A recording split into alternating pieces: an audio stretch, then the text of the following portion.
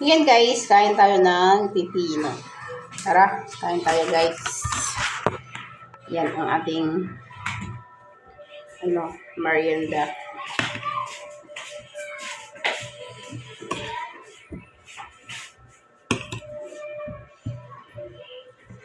Alam niyo ba ang pipino guys? Ay gamot din to guys. Para sa ating kalusugan. Yan, kain po tayo. Unang subo para sa inyo. Ang sarap ng asim at saka hang. Sarap kain.